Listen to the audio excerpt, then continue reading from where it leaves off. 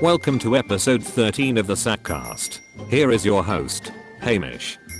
Dale is not here, but not to worry, we have Jack Ammo, one of the creators of Skytear, a game you must check out. This episode is sponsored by North Ants Wargamers. Remember that place? Neither do I.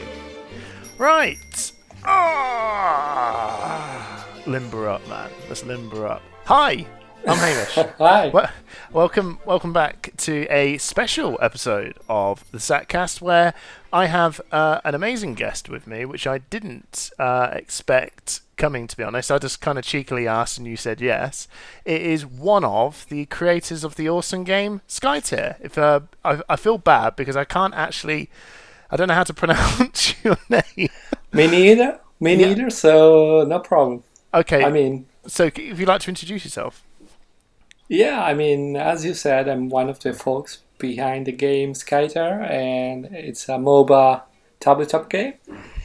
And is that enough introduction, or?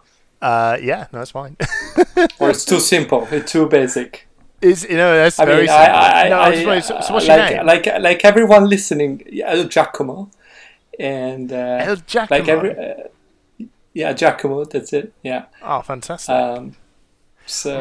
Okay, so Giacomo, welcome to the Sackcast. What I'm hoping to get out of this is to basically we're going to have if listeners who listen to the Sackcast know that we're really just quite laid back. So there is, when I say I've got some questions, I have got some questions to give you, but at the same time, we're just going to roll with it. If that's cool with you? Yeah, totally. Brilliant. Right. So Giacomo, let's roll. I'm intrigued really. So you're one of the chaps that's made this game that I found on the internet called Skytear, and for me it's turned into one of the most, I love this game so much. But I hear that you're not the only one that has developed on it. So what is your team size? Is it just you? Yeah, it's basically me and my brother, and wow. Then there is a third chaps, you say. A third chaps who is living his own world. Is the one writing the stories and coming up with the concepts for the heroes and stuff and creating the world, because we do care about that a lot. So we have one person doing just that and coordinating the artists and the art direction. So 3 of us against Games Workshop and that kind of companies. Oh wow! So what that is interesting. So there's basically you and your brother. Okay, I'm just going to start with this then. What started this journey? How did this even come about? Well, it all started a few years ago, like 2 or 3, I don't remember. We played Shadespire for the first time, Warhammer Underworld Shadespire, right? Yeah. Guess you're familiar with it. I run a gaming club in England. So we have about 30 to 35 people. So we have a massive load of people that bring a variety of games. So if it's probably a game, I've definitely heard of it and played it. But yes, I've definitely played Shadespire. Yeah. So long story short, we fell in love with the format of it. Some part of it, at least. They have very compact footprint compared to Warhammer Fantasy or 40k. Mm-hmm. It can fit in a card table size. Yeah, it's skirmish-based games. Yeah, skirmish, but not like Malifaux, where you have a big table, right? And sure. Malifaux, maybe you have just a few models, but you still need a big space and 3 hours to play, and you don't even finish the tournament and that kind of stuff. I know that feeling. Yeah, so that was kind of the spark. When you tried it the first time, we said, okay, this is a no tape measurement, just a grid. That's another thing we liked. Deck building, that was, we were all long time Magic the Gathering players. And, okay, cool. We love that. So, we said this format is very promising, but, we hate dice. Dice sucks. Thank you. Big time. You know what? I feel like you guys read my mind. honestly. Yeah. Because I had that same thing with Shadespire. Sorry for interrupting, but I literally had the same thing with Shadespire where I was like, this is great. I love the deck building element. I love the hexes, but the dice suck all the Yeah, I fun. know. Because it's that Yeah. whole turn of going, I'm going to go and move up to you, and I'm going to hit you, and it should just do some damage, and I do nothing. So I basically done nothing, and it's your turn. Yeah, It's that's crushing. so frustrating. That's It is. You roll a 6 and you stop anything. Yes. That's but the models I know. are good. Yes. I mean, totally agree. the miniatures are good. Yeah. Anyway, That's interesting. one of the principles, for example, though I don't want to just talk bad about competitors, but No, of course not.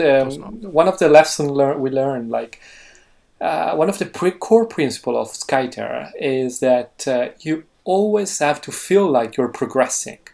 Right. Like you should never feel like you have just made something irrelevant or useless.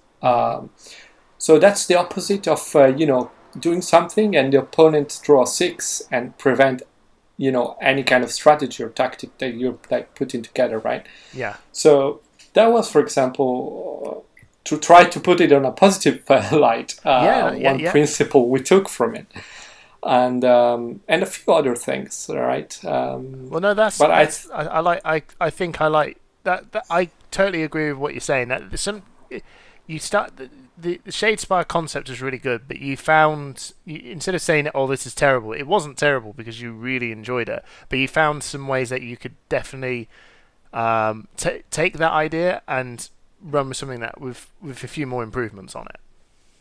Yeah, well, I mean, I don't want to do the naive thing, but basically we said let's do the game of our dreams, and we came up with a list of things, and we just made Skytear. Basically, I'm simplifying, but yeah, and Skytear was it. Like I mean, there are many other things that we put in, like I don't know, like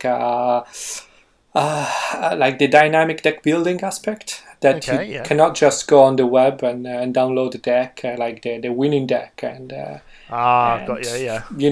That's something you cannot do with Skytear. It's not because, first of all cards are interesting and useful in their own way. We are not a trading card game, so we don't have to come up with junk cards just to to fill the booster packs. Yeah. So that alone is very interesting aspect, because you can literally shuffle random cards of appropriate color, of course, and you can be competitive. And it's not an exaggeration. Like I actually think that, like the net decking, finding the deck or putting together the deck is 30% maybe. It's super satisfying and rewarding coming up with your own thing, but it's not that it does the job for you. Sure. Your choices are making all the difference, and that's because unlike card games, we have the board, right? Yes, so that's true. It's very compact, but yeah. I've noticed for me, if you haven't heard about how I think I've explained this in episode 11 about how the deck building process works, but it's nothing like I've ever experienced when deck building. It is definitely got the same core mechanics of when you're building a deck, if that makes sense. You still got to have this like somewhat well-oiled machine, if that makes sense. But the way it does it is that you're breaking it up into 6 sort of mini decks, and in all of those 6 mini decks you have to then sort of think, well, I can only use 4 of them to combine together, but somehow I've got to make all of them work together depending on what I'm seeing on the board. And the way that works is just like, it feels rather endless, if that makes sense, the possibilities of the combinations you could make. And once I saw that, I was like, I love this. Have you heard of a living card game before, like an LCG? Yeah. I mean, that's the format we're using, right? Yes, that is pretty much key. Yeah, we have a few key differences, I think. Yes. Compared to other LCG from Fantasy Flight.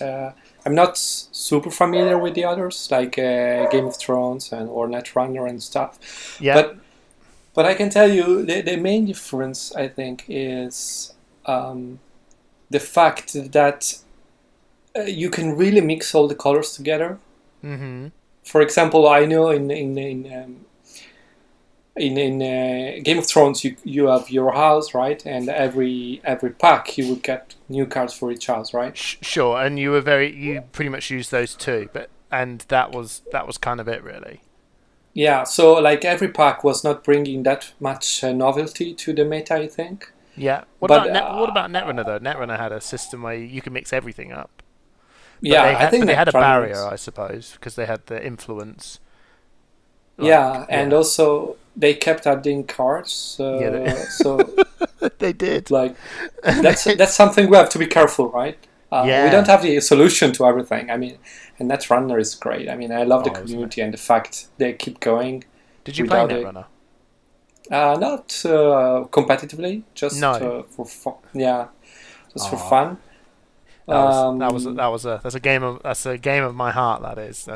But now that you bring it up, like that's another thing we hate. It's like a wonderful game that was dropped because of a license. Nobody knows, right? What happened, but like no matter what, that was one of the reasons why we never ever considered buying an IP. But rather we got, this guy on board that is creating the IP is like intellectual property, right? For people not familiar with the jargon. Yeah. So like we didn't buy like Star Wars or whatever, Netrunner, intellectual property, because we created Skytear with the goal of like lasting decades and sticking to just one game for a long time. And so we wanted to be 100% sure that the foundation was solid. So we came up with our own world, which might not be like Star Wars, but hey, we are working on it. we have lore books. The second book is coming out July, so right now.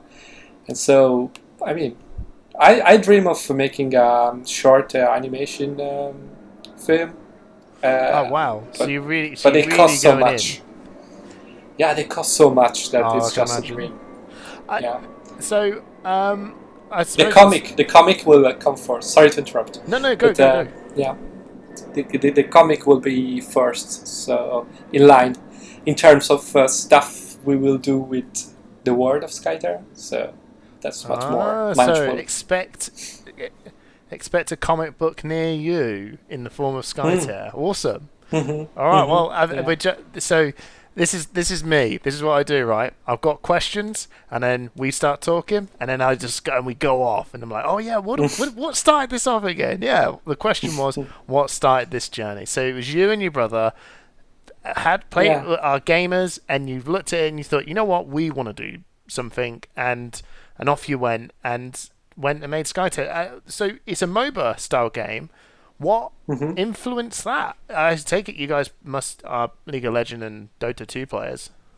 Yeah, League of Legends especially. My brother is the real designer. I'm just the frontman, the one that goes to talk on podcasts, really. We split up. Oh, fair enough. So who made it? So I suppose really, did you both come up with the rule set for this, or was that mainly your brother, or what was? Yeah, so basically, is the designer. I'm more like the developer or the one that keeps, is the. You're the manager. But but also like in terms of gameplay, like I try to give him feedback and share, be an outside critique to the work. So how long did he have this? How long did he have this idea? I suppose is it all just started from Shadespire and then moved from there, or did he have this sort of concept in the bag, sort of? No. Started with Shadespire and it was just the idea. As I said before, like we came up with a list of things we had to do that we wanted in the game of our dreams, and we just worked on it for 2 years, threw a lot of money and time into it, and I mean really a lot. I can And I'm kind of really blown away, really, that only realistically three guys. I mean, the quality of this product is I know everyone's going to sit there and go, oh look, this guy's just going to sing praises all day long, and I'm like, well, no, I'm just going to say it as a seer, right? The product and the quality of what it is really, really good, and I expected a bigger team, if that made sense, but from what three guys have made, it's really like it's really impressive in my opinion, because when I first looked at the cover box of it, I feel like there's just like a bigger team has been on it, if that made sense, because there's some really, really good artwork, and just the whole thing, the whole layout of it just feels like there's been more people on this. So to hear that only three guys have been on it, I'm just like, I mean, it doesn't. I'm not saying that's like impossible, but it's just I didn't expect that, if that makes sense. So kudos, that's awesome.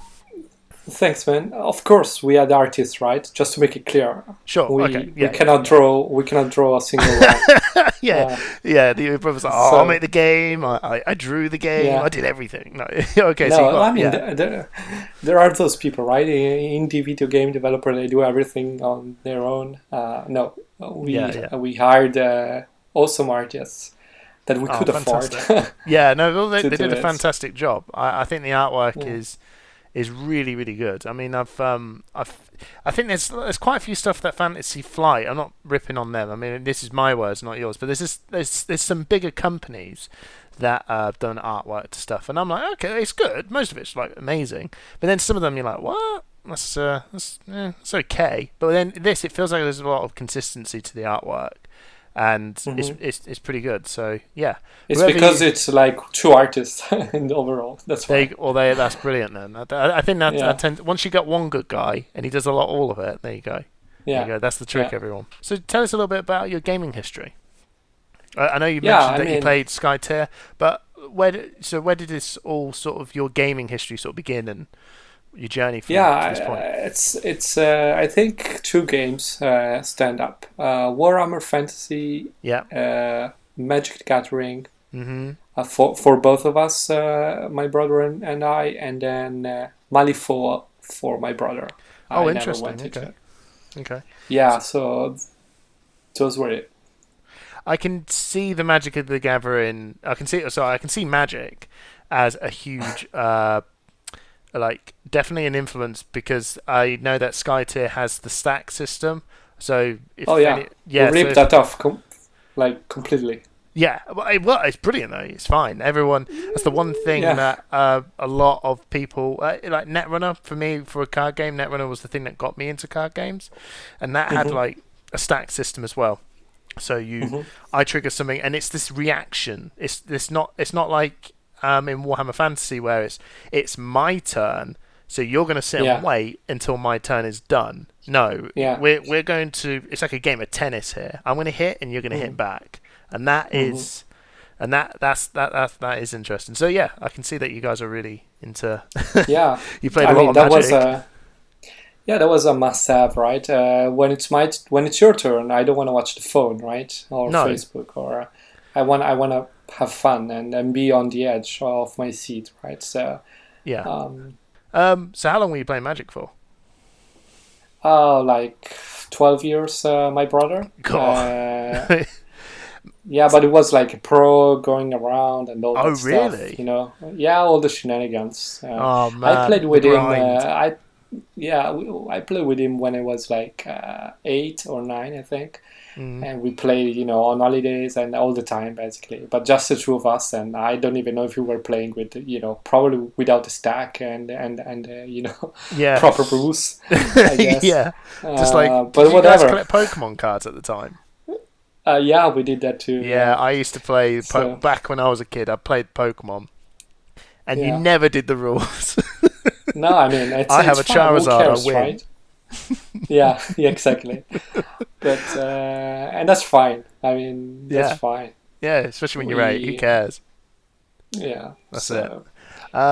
But the only reason Charizard won, right, is because he had 120 HP and he does 100 damage. I was like, this guy's good luck. Yeah, I win. How do you even put him down? I put him down, and he does the attack. yeah.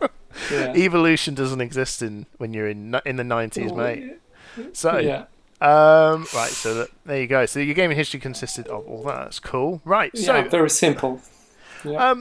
So here's something that I don't know if someone may have asked you, but I'm intrigued. What were the highs and the lows of this process? Because as a gamer, I love the idea of making a game, right? I have no idea how to even begin, and this seems like and I know it's not going to be easy. Yeah. So what were the highs of doing this? And I suppose, for intrigue, what were the lows of it all? The things that made you took you by surprise, I suppose.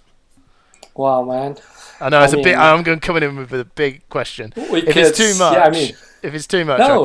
I can dial it back a bit. No, I'm just saying that we could do like 4 or 5 episodes on these. Oh, crikey! But I can start. Yeah, I can start. What do you want to start? High or low? So I'm a big advocate of start with the lows and we'll end with some of the stuff and we'll end with the highs. So what were some of the stuff that you encountered that was harder than you expected when developing this game? Yeah, I mean, there are so many, but the worst part was when we launched our first Kickstarter, and we ended up canceling it, despite being funded. Oh wow! How come? Well, basically it went like this: we launched, and it was like 1.5 years of work and huge investment, and the goal was like 50,000 euros, and it was fine. If we collected that, we could move on. And like in one day, we basically collected 50,000 euro. That is like 40,000 pound, I think. Sure, yeah. Yeah. So so the thing is, why was that a low? It was a low because we heard and read everywhere that people were put off by the price of it. But it was too expensive. They loved the concept, everything, the art, blah, blah, blah. But it was too expensive for many, many people. Too many for us. And for a competitive game, not starting with a good, strong community is like, showstopper, you know? So it was very hard decision, but after some struggling, after a week, I think we decided to cancel the Kickstarter and, of course, return all the money and just try again after 3-4 months without knowing whether or not it will come back. The existing, will come back and we'll get more, right? But we knew it was the right thing to do and it paid off because as a complete newbie to the industry, we made so many mistakes, manufacturing and business-wise. Like we always took the most expensive option because we said, okay, this is super cool, let's do it. This is super cool. Or 4 different plastic colors. Oh yeah, let's do that. Or bigger miniatures. Yeah, pre-assembled. Yeah, and so on, right? And I could list you so many other. I suppose another thing. Yeah. I know it was one of those. It's sort of like you go, how do we make the route to this to make people enjoy this game and not to put too much on them? It's almost like open the box, ready to go, but the cost of that was it just ended up being like too much for people to actually take on board, and it was just I can imagine that being... we kept that. We kept the pre-assembled miniatures, for example. Yes. We had to drop other things like the colored the different color of the plastic. Sure. And other details that if you add them up, they made a big difference in the business plan, so we could cut the price considerably.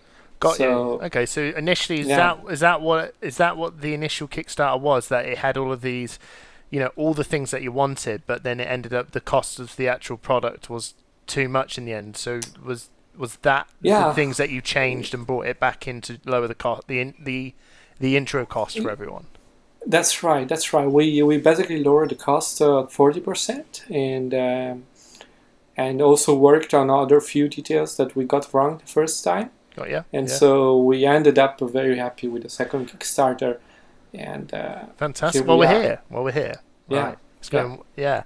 And that was so. And what are the highs? What are the things out from starting this game to now? What were the things that that you really like? So again, the lows you took by surprise, and you thought, oh god, that's annoying. But what were the things that took you by surprise? But they were like, wow, this is amazing, and didn't think this would be this good. What were those? What were they? Well, I mean, I think every time we read a very excited, positive, incredibly, lovingly written review, that's very good. Yes, it feels very good. Because it basically means we found our own brothers and friends, Fantastic, yeah. So that's the best, and the best part is it happens daily or weekly, nice. in worst period. So yes, I mean that's great, man. When because after all, that's why we made this, right? We made. I mean, we had to start 10 minutes later because I was finishing a game of Skytear, and I basically play every night since 2 years or something. So I mean, as long as we can make the business work, and we are managing it, even during COVID, this bloody COVID. I know. It's a nightmare. We are good to go, and we keep adding cards and growing the community. We couldn't ask anything more. Oh, that's awesome. There you go. So that was I was wondering when I presented that question. I thought, I wonder how this will pan out if they'll go. When I was thinking of saying it, I was like, is that a bit of a too open-ended question? But we'll just roll with it. Man. We'll roll with it. Oh no, they're fine. I could keep talking for 2 hours. No, that's fair. I think it's just because I suppose really from hearing from yourself and your brother and this other chap making this, it's just thing. I think every gamer who sits there and plays these games always has this. Everyone has this. I feel not everyone, but I feel like a lot of people that when they're doing this, they go, "I really would love to own a gaming store," or "I would really love to make a game." Right, it's just one of those natural things that you've got. So for me, I've totally been through all this, and I still do. And I just wanted to just hear from you guys. What were these things that what are these things that you found and loved? And if you for a game, for us, here's another one. This one's off the fly. For someone making a game, what is the best? Give one advice that you can give to someone when they're for a new game developer, I suppose. Oh God, I know there's a lot. That's a disclaimer. Big one. No, I mean disclaimer. We made what we think is right for us and work for us, right? So I think, I mean, people know that, but I want to say that. Yeah. I mean, I'm not a teacher or anything, right? So no. It's just that is to say because I'm gonna give you the advice I followed myself, and that is go all in. Go all in. All in, yeah. Because if you really want to do it, go all in. Yeah. And it doesn't mean, sell the house and go bankrupt or stuff. Sure. But it means really put your skin in the game 100%. And in our case, we were in a privileged position because we are both entrepreneurs in other fields. Sure. So we could, first of all, take the business experience and bring it to the game design, not game design, but the publishing part of this. Yeah. So that's really helpful. And the other thing was about money, right? We could take a big financial risk because we had savings from these businesses. Sure. And instead of buying the house, for example, I'm still renting, but Yeah. but there is Skytear, so Sure. it's fine. So you basically, for you guys, and for in your on your personal journey, it sounds like you had you kind of set you got your building blocks set up before you took this journey on. It was a very manageable risk to go 100% in. That's what. Yeah, I mean, very uncomfortable. Yeah, very it's jarring. and very and very risky because still to date we are not 100% sure we're gonna get back the investment, even though we are on a good track. So I think the most riskiest part is behind us, definitely. Sure. But because game design, I think it's a good business if you really scale it up to the level of Games Workshop or the huge Colossus, right? Yeah. Asmodee and stuff. But for small publishers, it's a struggle.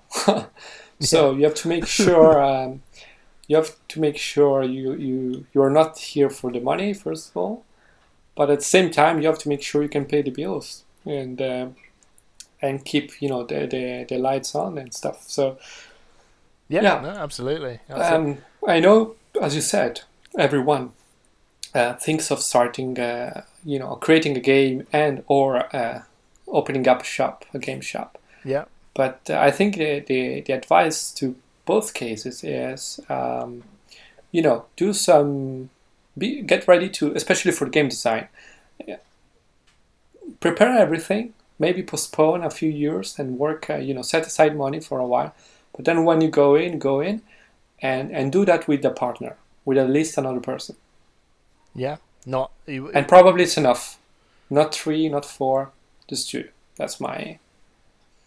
Yeah, no, that's your advice, everyone. There you go. So I'm now going to take my My Little Pony concept. I'm joking. I'm selling the house. And I'm going to go into My Little Pony, the card game. Although I actually think someone beat me to it. I think there is a My Little Pony card game. With that, yes. Damn it! Yeah, and they built back to the drawing board. Yeah. When we started, we had no idea what kind of game. I mean, no, we knew what kind of game. Well, because we sat down and did the manifesto, right? That is what we want. We didn't know how would it look like or how would it play or sure. Moba wasn't there on day 0. So you had the I work on a lot of analogies in my head. So you had the Lego. You knew what you wanted to. You knew you were going to build a car out of this Lego, but you sort. I suppose really you knew it was a car. You knew what you were going to use. But what would the car look like as you go in? And I suppose as you're building, you go, oh, actually, I can see we can make some tweaks here and there. It's a journey, isn't it? I suppose. I would say I'm not good at analogies, but I would say I say I am. I'm not. Neither am I. I use analogies, but I'm no good at them.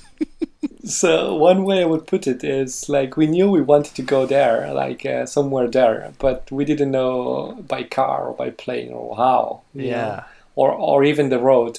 So you just you went with it. You had the vision and went with it and found all the snags and great stuff along the way. Brilliant. Yeah, well, I think that kind of goes on. You may have answered my next question, but I feel like some of them. This next one may be similar to what I've done. So it was, what have you learnt from making the game? I think that's probably been answered. So what have you learnt from making Skytear? Yeah. So what did I learn? I learned that dice suck. I knew that already. So no big news. No big news there. Maybe I could say that winning, the hardest part, that still we haven't cracked, is how to win people trust. Because we are asking them to commit to Skytear as a hobby, basically, right? Instead of magic or I mean, people in theory could do both and stuff, right? But Sure. in practice, Skytear is quite a hobby by itself, right? Like most living card games and stuff. Mm-hmm. So we're asking a big leap of faith to them, right? So, and we are unknown publisher, and even picking up the game is now, I mean, you have to commit to learn the game and evaluate it. And even if you do that, then you have to find friends to play with. Mm-hmm. So all this is like the part we are struggling and learning the most. It's to break. Yeah, I know exactly. Thing is, I know I'm not even the guy that made this game, and I know exactly what you mean. Because from my end, right, when I found this game out, this game has taught me as a I suppose an influencer, a guy who's trying to get people in his local community to not play their game, play my game, right? Yeah, exactly. How do I get someone to stop? Yeah, exactly. How do I stop getting all the guys playing Magic and Yu-Gi-Oh and Pokemon and Warhammer and all those other games? Say, hey, don't play that. Not forever, but come have a look at my game. See if you want to try this. Trying to get people to even try it is so difficult. And through all the games that I think I've played, and this definitely isn't a critique to your game at all, because this could be any game in the same boat as you, but it's because you're a small publisher. So you're not Fantasy Flight, you're not Wizard of the Coast, and you're not Privateer Press or Games Workshop, right? It's almost like it's very what someone felt. I don't think capitalism's the right word, but these are the big players, right? And everybody knows them. They could sneeze, and everyone will hear about it, right? And they'll want to know, what are they doing? Oh, they're making a new game? Yeah, it's a load of rubbish, but I know it, right? Everyone will just know about it, whether it's good or not. So when a small publisher comes along, no one knows about this stuff, right? So with Skytear, because I run a club and I've played many games, and I've managed to get quite a few people playing these games. So I go, I want to play Guild Ball, for example. So that was never been played in the club. I picked it up, and everyone's kind of heard of Guild Ball. So you know, 6 or 8 people will show up and go, "Yeah, I'll play Guild Ball with you. I've heard this game; it's awesome." And all that. So when I said, I saw Skytear, I was like, I really need to get this, but none of my stores even had a copy. So I had to do stuff I've never done before. I had to buy my copy from you guys and sort of showcase the game to the store and say, please buy this game, please stock this game, so that I can then build a community. I felt like I was the sales rep of the game, and it was a pleasure doing it, because when I saw this game, I was just very much like, this is awesome. This is just this ticks so many boxes for me. I need to get people to play this, because I also want to play with people. But that journey has been. I've said it on my last podcast. That journey, I've never experienced anything like it. This has to be one of the hardest games I've had to put out there to get people to play. But weirdly enough, it's the one game I'm so committed to making it work, because I generally think it's that good. Yeah, and I'm in love with Netrunner and all these other games, and I was really committed with these games. So we are full of Netrunner players. I can imagine that because then, you know, to continue this along this conversation, sorry for interrupting. No. That's I think I just wanna bounce back. You know, so. Yeah. You say Fantasy Flight sneeze and everyone listen, right? But and we are crying and shouting and no one listen and no one hear us. But the thing is, the few that do, like the few people that are in our Discord, because we have very active Discord channels, you know, right? They really, really feel like something magical. and we feel the same with them, right? Like we're really building a community here, a global community. And what you're saying is about the difficulty of bringing, winning. For me, it's winning trust, right, as a business. But for you, it's just somewhat the same, right? Winning, you shouldn't spend your time on that. Spend it on this, time and money, right? It's the same. It's the same struggle we're facing together, right? So, and one association and one store at a time, we are forming local groups, and our only, business commitment, so to speak, is to make sure that these groups that have been formed already and are forming, they have something new and exciting to look forward every 3 months. That's our only priority. It's not growth. It's not like building hype or scaling fast and quick, right? Yeah. We don't care. We just want to make sure that each group that is forming has something to look forward to every 3 months. Something new, exciting. And so, yeah. So you're playing the long game. Yeah, because, even now, like, to really make the case, now, in the middle of a pandemic, no one is releasing anything. Like, ships are almost not moving, and it's a disaster, right? And we don't care. We are releasing next week a new deck and new map, and it's coming by plane. It's costing, like, we're not making any money, basically, but we don't care, like, because the 2,000 players that are the core of our community, they can get something new in the middle of a pandemic, and even if they cannot play in their store, they can play online on Tabletop Simulator, where we have a league with more like 100 players playing. And we do the World Series, we do it online because we cannot offline. So, we try to solve this problem. Yeah, no one. I don't hear anyone else still committing to finding an alternate way of keeping people interested into the game, I suppose. Because I like you said, there's all the big companies. They don't need to, really. They've already got them. They're not going anywhere. Yeah. But with you, we try to win the war, so to speak. Nothing against them, right? But no, yeah. It's a cutthroat business. We try to do this with a very long-term view. Hopefully we'll survive. Because short-term we're barely making money, but we're having fun. Yeah, this whole COVID thing is just oh man, it's absolutely. It's the worst thing that could have. Can you imagine? I can't even imagine for you guys. It was like we launched in February, and March was COVID.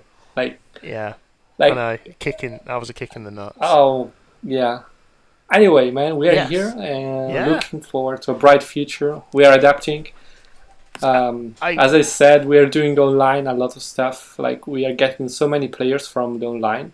Yeah. We put everything for free on Tabletop Simulator, which is, it's kind of ironic because we created a game also to stop playing video games, and and then here we are playing every night on the game on you computer. You did the smartest move. Some of the so I go back to the games that I know and play. So I know that Netrunner and Conquest and Legends of the Five Rings, as well as I believe Game of Thrones and FFG, they had an unofficial online version of the game. Mod. Mm-hmm. Yeah, and that helped the game substantially, because it just means that you can. It gives players that can't get to their local gaming store just that platform in order to feel like they're involved in the community. So 100% you've done the right thing, and I know that you're using that platform as a means to continue the growth of pushing this game out, and I think it's a really clever move for you guys to turn around and decide you're going to put World Series events these big events on there just to keep people going. I'm not going to wait about until the store decides they're going to do it. You guys are just going to go, no, we're going to keep the hype going. We're just changing where the place is. I know you guys didn't want this to be on a video game thing, but I think it's incredibly smart that you've got that, and still. I mean, it's also super useful for us as well. Like, we have this core of maybe 100 player on Discord, with probably a few hundred more gravitating around and lurking. But like this 100 player playing every week at least one match is helping a lot in balancing the meta, for example. Yeah. Because we're collecting stats of each. We have a battle report tool. That's another chapter we should talk about, like how much we invested in online tools. Oh right, yeah.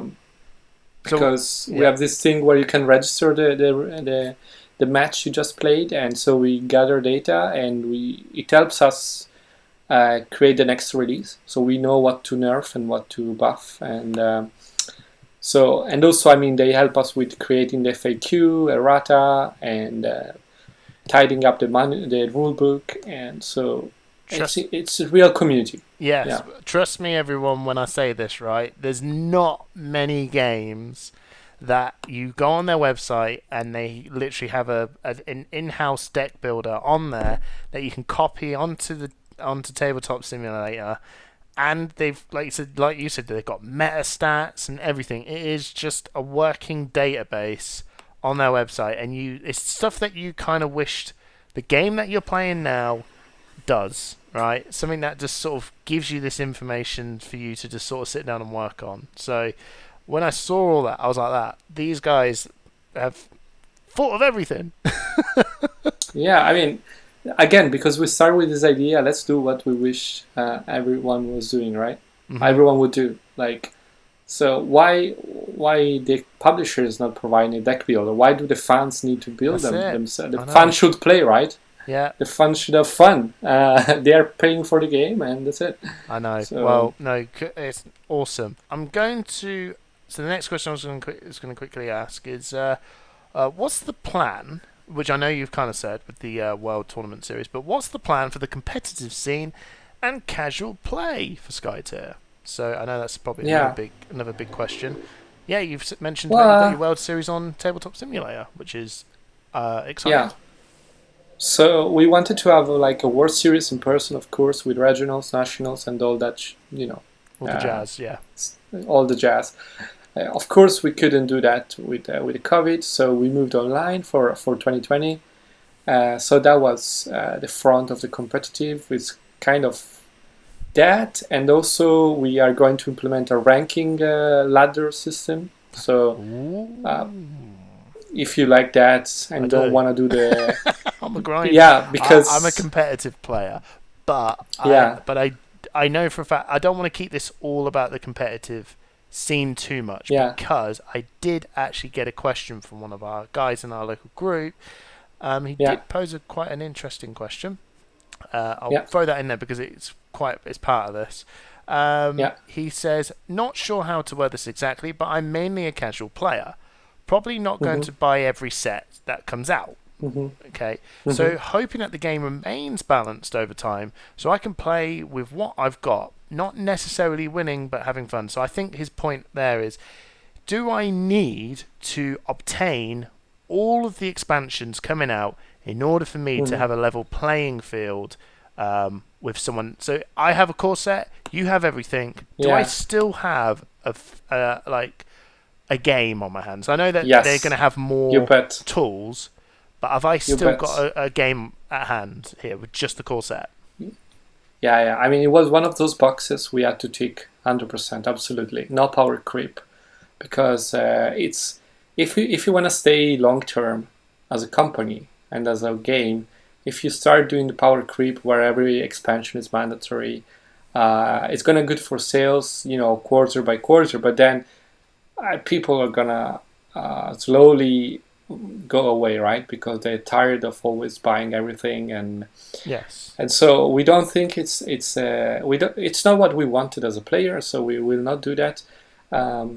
We are designing the company to do well, even without selling everything to everyone all the time, right? Mm-hmm. We're true people. We don't have overhead and all that stuff. So we can take this luxury that big companies maybe cannot afford with managers and stuff. So that's a yes. Don't worry about that.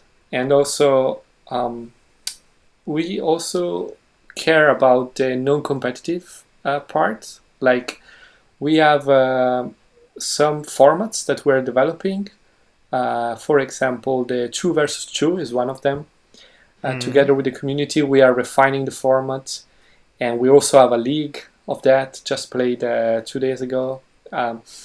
It's very different. It's the Highlander format, so maximum 1 pair of each card. So that's less consistent, less competitive approach, where the emphasis is more on chatting and having fun for player for the evening. That works.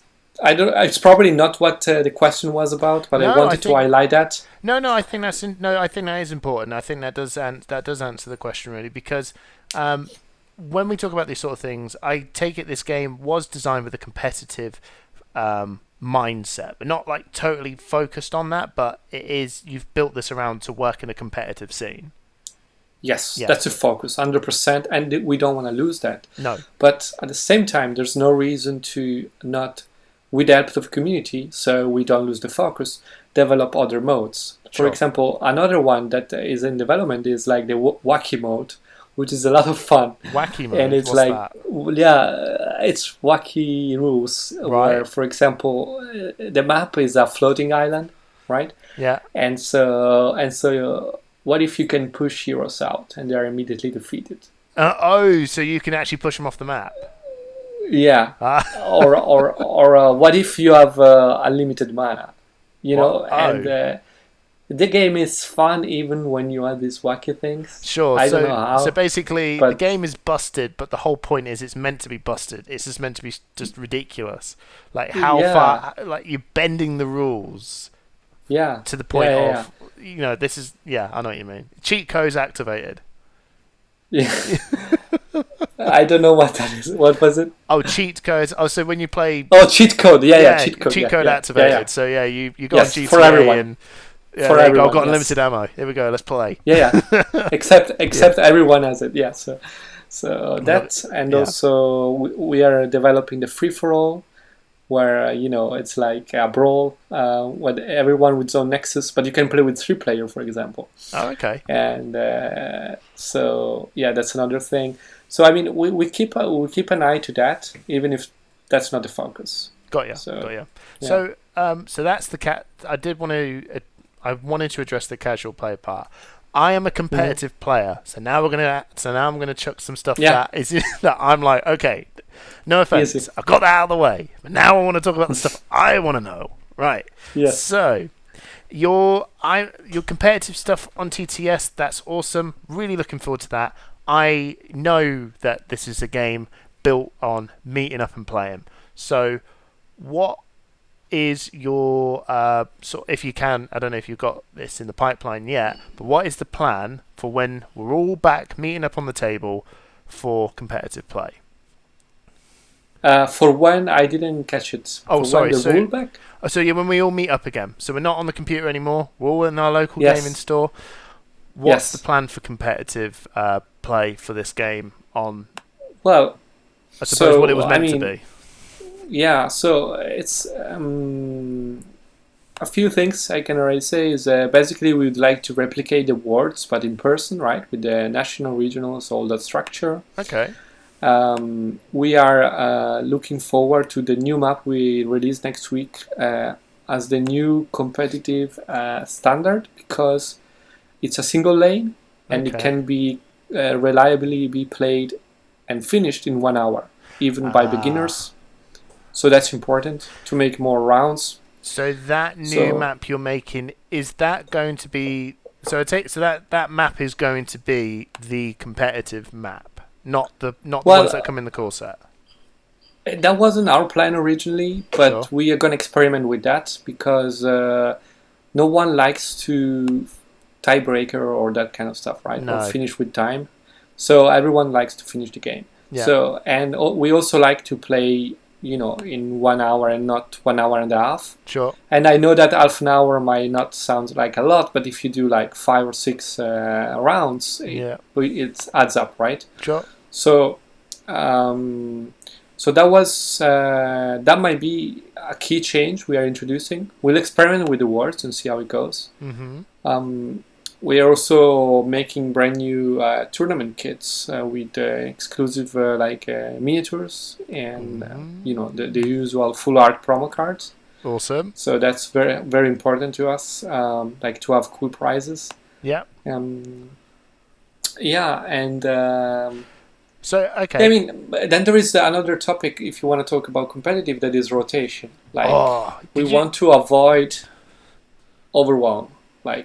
Right, yes. Someone in 1 year should be able to jump in, buy the core set for expansion or even one expansion and be not only competitive, but he shouldn't have to know 500 cards. So you've now explained the problem which we're going back into the Netrunner, the LCG thing of when you start an LCG from the start, it is cheap and it's fine.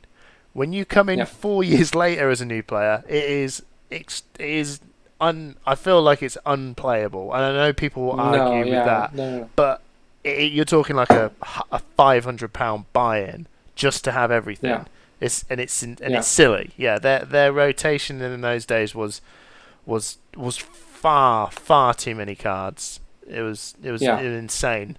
So what's your plan for rotation with this then? So we are refining it these days, and we are sharing with the community to get feedback. But the long story short is what I said. That is, should be very easy to jump in. Of course, it's a balance. You don't want to trim down too much. We also want to. So 2 years is going to be the period we're thinking. So nothing new here. So basically, if you buy something that is just released, you're going to be able to play it for 2 years. That's right. And we have one release every 3 months. So if you do a little of math, I mean, it's not exactly $1 per release. Sometimes it's more when there is the new starter and stuff. But basically, we want to avoid overwhelming people with cards. Sure. And sorry, go on. There are two. Just to make clear, there are two directions where we're gonna expand. One is like the card packs, like that you might be familiar from Netrunner, so you just add cards, right? Yeah. And that's like the heartbeat of our release schedule. It's gonna be that.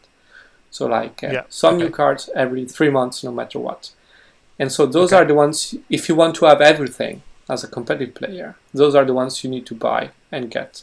And you will only have like maybe 8 of those to fetch. Okay. Yeah. So nothing crazy. And then if you also want other game modes, other maps, other stuff that's not competitive, you will have other products to look for. But they're not needed to have everything in the competitive environment, So with those other products, with those other formats, will those cards and everything come with it? Would that be would they be included into the competitive collection of cards, or are these cards just for that? Just for that. Just for that. Okay. We want to make it very that's because we want to make it easy for a new player to jump in even in 1 year from now, right? So we don't want them to be able to reliably find every little box just to get one card that they want. That sucks, right? To make an example, we make the free for all, and that's a standalone thing. You don't need to have it if you want to have everything competitive. Or we make the solo mode. That's something many people are asking. So we make a special deck. Yeah, maybe you're not familiar. I'm not either, but apparently it's a huge thing playing solo these days. So we are looking into that. as well, and it will be just a standalone product that with new cards, but those cards are only meant to be played as solo, right? So, yeah. Okay. We try to keep it simple if we manage. Right. That's awesome. So, is there any plans for new heroes to come out in the game? Yeah, already this fall. There are 4 new heroes coming. Is there? And yeah, there are. So with the heroes, we're gonna have 8 new heroes in the next 12 months, basically. Okay. And then we're gonna stop, basically. Oh, you're gonna stop there? Well, I mean, for a while. Sure. Because we don't wanna again have too many of them. So in 1 year we will have 36 heroes. Oh, and given the fact that you can really mix them all together in any combination, sure, that's in meaningful combination, there's enough for going for years. And the thing is, of course, they are the most fun part of the game. And if it was for me, I would create one every month or even more. But the problem is we don't want to get heavy, right? No, that will become a point of, that will be a bit too much. Yeah, it gets to that point where you go, do you have this hero with these collection of cards? And you're like, I kind of need this. Yeah, I know what you mean. And it, I suppose really it may inevitably start to become a bit of a power creep in a sense, because you will just turn around and go, how many ideas can we make? How many? No, I mean, the ideas are many. Like the possibilities are really many to expand, and I really mean like many. Like but yeah, again, it's about complexity and heaviness and easy of getting started.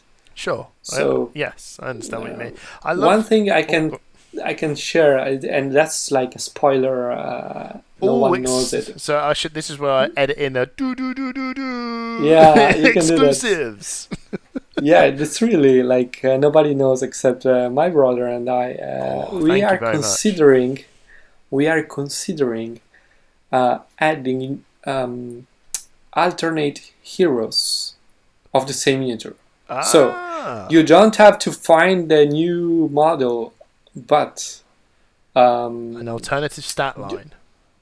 Yes, or skills. Yes. So that makes the game so much bring freshness, a lot of freshness, without having to buy new stuff all the time.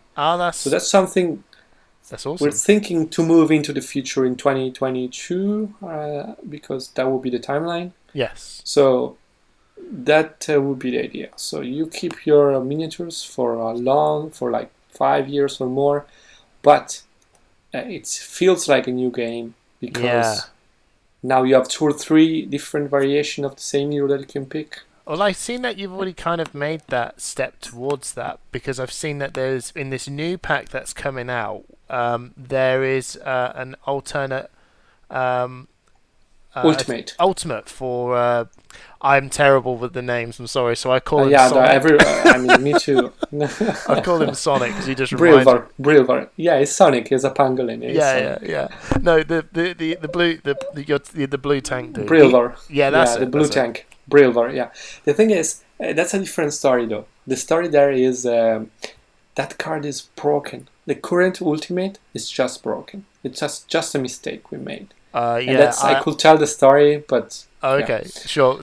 I've experienced the bustedness of that card, and I know everyone's going to sit there and go, I'm sorry. No, that's okay. It wasn't. The thing is, this, just to be very clear to everyone that is listening, right? That if you're probably sitting there immediately going, "Oh God, there's busted cards already." First off, every game has those cards, so chill your beans, right? And also, when it's played on you, this game really doesn't feel like you're completely slapped, right? It is a powerful ability, but it still has a bit of a setup to work, okay? You still have to work for it. And when it happens, you sort of go, oh, cool, that's fair enough. Because maybe I'm new, right? Maybe I haven't played 100 games of this and it's done my head in yet. But it's not... when these cards go off, you generally feel like this is cool. But yes, that card it won my brother the game, like hands down. Yeah. He sapped three of my heroes to him and slowed them all, and I went, well, that's that then. That's that then. I sort of just looked and went, I've never seen that happen before. Yeah, and if you're at high level, you can play around it and everything, but simply, it's long story short, we removed a keyword at last minute, the pool keyword, because only few cards, including that, were using them. And it was in the middle of the Kickstarter, we were busy doing other stuff, so we didn't properly assess the consequences, and that's why we have banned 3 cards so far. And 2 of them used to have pool. Okay, so I see that one of the banned cards is Grapple, and I showed my friend this, and I know this is going to be a bit of Skytear talk now, everyone. So if you're probably wondering, what's this guy on about? Go check it out. Go have a look at this game. You're going to love it, and then you'll understand what we're on about, okay? So, Grapple. I looked at that, and I went, okay, why is this banned? I assume it's powerful, because I haven't played a lot of games. I haven't took part in any tournaments, but I am an avid player, so I do understand the concepts of what's really strong and what's not. And I did see this card as a strong card, but then I thought, well, there are loads of other really strong cards in here. Why was this one banned? Yeah, so I mean, it's not, even with Brilvar, the ultimate we banned, it's not always about power, it's also about fun. So those are cards that the pro players can work around them and counter. Sure. Because everything is counterable in this game. But average or beginners, player, intermediate, you can ruin the game with those, and that's not something we want to happen, right? Yeah. That's something bad. So now, one of your cards that you did ban totally made sense, which is that one that goes, I control another hero. I can control one of my own heroes or one of your heroes, and it's mine to do an attack action, a move action. And I thought, no, that is crazy. That was bonkers. Yeah. I think it was like Twisted. Was it called Twisted Allegiance or something? Yeah, that's right. Yeah, that one I can imagine a lot of people going, oh, right. So basically, you're playing my guy, and that was when I saw that, I said, that one and definitely again, looked like it had some insane problems. But again, it's not really about absolute power of the card, because there are other cards that, like, I could name a dozen cards that are better than that. The problem is they are not as frustrating and as unfun. So, and that's a priority to have fun, right? Because if a new player or an intermediate player game, like 1 hour game, is ruined by that card, maybe he doesn't even want to touch Skytear ever again, and so it's a bad experience, right? No, I understand. And also, it's a mix of things. I can understand that on that Twisted Allegiance part. You guys have got the feedback, so you know. I didn't quite understand the Grapple card, although I played it last night with my friend. He came round to my house. He's one of the guys in my area. I want to get him to play the game because he's he's one of those guys that goes, oh, this is sick. And he'll tell his friends, and there we go. And he's also one of my... Did you play Grapple against him? Did he play? No, I actually had Grapple, but I had to discard. I had 9 or 10 cards in my hand, so I had to discard down. So I said to him, look, this card's banned, so even though I want to keep it, I'm just going to discard it because officially it's banned, even though we're doing a demo game, because we jump in the deep end, right? So we're going to go, I'm teaching the game, and he goes, well, we don't want to play the cards that we know we're just not going to use. Yeah. So I said to him, and he said, that card's crazy. I said, but there's loads of crazy cards. I don't understand why. I thought it was strong, but I didn't. Well, for me, as a new player, didn't feel like it was going to hamper my fun. So, but you guys know the data, right? And this is just my opinion, so it doesn't really matter. Yeah, it's really something that didn't come from the data, but more from feedback, talking, and the thing is, Skytear, positioning is everything. You might not realize it, but in the first games, but every X counts, where you put your heroes, right? Sure. So two of the three cards, actually all the three cards we banned so far, and we don't want to ban many, right? We want to go very slow. Actually, we don't intend to ban any other from the 100 available. Sure. So these three are all about moving enemies, and the thing is, if you move the enemy, you remove one key dimension of the game, that's positioning, and also you can win with the right breach or left breach or invasion, those kind of objectives where you have to destroy like a tower, for example. Just by removing one hero, you can make a huge difference. I take it it's win. So I take it it's those sort of key moments where now I'm working out in my head, I can sort of envision it, where someone goes, okay, I'm gonna go here and I'm gonna lead, and that is going to really save me from this game. And you go, cool, I'm gonna go here and grapple you so far away from the control point that lead token is effectively just you've wasted your turn and you've wasted a card, and it's now I can see. That card's busted. Yeah. No, and I mean, there are counters. There's Amulet of Invulnerability, and there are a few others that counter that. But the thing is... and Brilvar's ult is grapple everyone. Yeah, that's a bit crazy, yeah. So that's why we just reprinted, and we don't want to do it with others. No. Because then it's confusing, because you have to find a product to replace the ultimate. So we really want to avoid that, but we couldn't not do that. Because you can't ban his ult because it's the cool rule of the game of he needs an ult. So yes, exactly.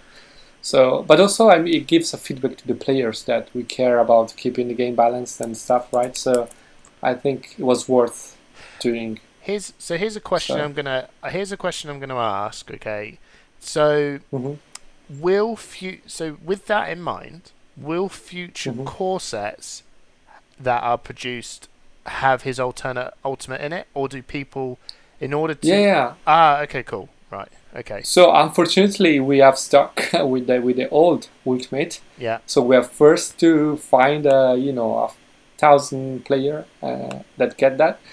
And then we will reprint the new edition with the correct ultimate. Sure. Okay, cool. Yeah. So they will eventually then buy a product with a card that they do already own, but it's almost like, okay, that's fine. But the rest of the stuff. But for example, it's allowed to proxy that card. Like you can just print it from home, from the deck builder, and use it in tournaments, no problem. So can. So it's going to be tournament legal for you to turn around and go, by the way. Oh yeah, 100%. Okay, yeah, sure. So it's not this forced. No, it doesn't count until you. Yeah, I know what you mean. No, it would be horrible, right? So I mean, just. I have experienced that. I was like, so when you're telling me that this is busted and I bought it and no one told me and I can't even, and you all know the reprint. But you won't let me use it unless I go down and buy it. And they're like, yep. I'm like, nope, I'm not doing it. I'm going home. That has happened to me before. And distributors are one distributor told us we're crazy because of that. But, we have priorities straight. So fantastic. We think in the end, we hope it's going to work. So, wow. Like that's another reason we don't like to do errata, but rather ban the card. Because with just few tweaks and errata, we could fix grapple. We could just reintroduce the pool keyword, for example. But it sucks because then you don't know what you're playing, and it's confusing. So we rather just ban it. So I'm very, very pleased to hear that you guys are. You're not walking into the pit traps. You seem like you're you guys that have came in with as experienced players of the tabletop card game side of things, and you've seen and learnt from experience from what other card game companies have done, and it's clearly evident that you've seen what worked, what didn't work, and you've sort of seen the test and the trial and errors of what these other people have done, and went, "Oh, the things that they've done that was right was really good, and that was something to note with." So yeah, I can see that already.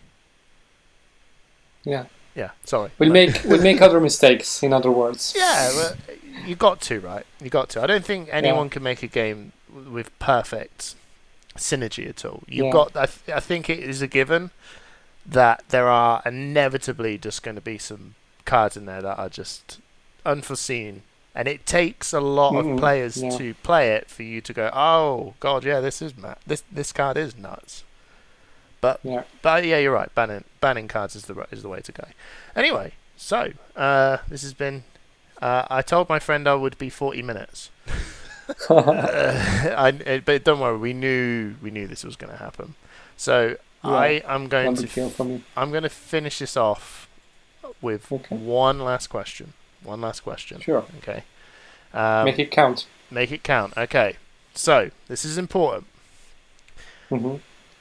Is it the new Xbox or is it the new PS5? Right. This matters. Well, I think PS5. But it looks Is that like the right answer? But it looks no. I know. It looks like a. But I don't care. But no, I know. I don't care. It's just I'm running away from Xbox. I have an Xbox and it doesn't work. No, to be fair, I'm. There is no right answer. The right answer is to buy Skytear, right? Skytear. Yeah, you're right. That's just the right. Ditch, it's a trick question. Games. Yes. Although I have to say you fooled me. The PS5 looks like a broadband router with two pieces of A4 stuck to it. Yes, 100%. Yeah. No, the real answer is, what does the future hold for Skytear? I think you've pretty much answered that. You've got a lot. Yeah. You've got a lot of stuff coming on. You've got loads of cards coming. You've given us an exclusive, which is awesome. So now I can tell everybody in the Skytear community, you got to listen for a wave of all of this. 1 hour, 1 hour and 10 minutes. You got to listen find to out a lot that of maybe stuff. Yeah. in 2022 there will be that. That you're considering something. Yeah, exactly. So maybe not.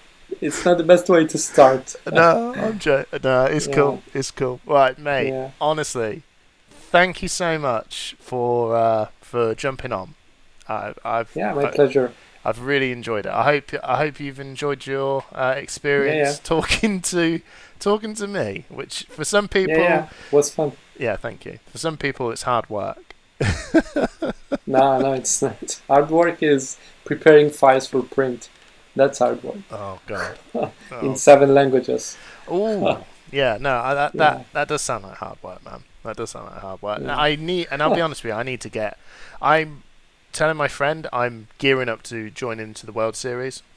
I just need to I know the game.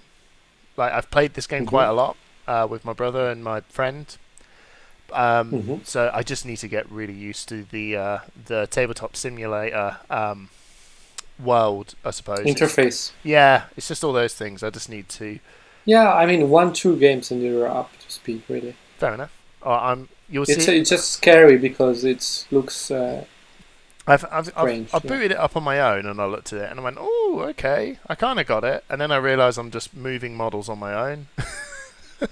Yeah, that's what you're supposed to do. Yeah, absolutely. Right, thank you so much. Is it Jack? Thanks again. Giacomo. Giacomo. Yeah, awesome. Yep. Thank you so much, Giacomo, for joining in. Thank you. And thank you, everybody, for listening. And peace out. Have a nice day.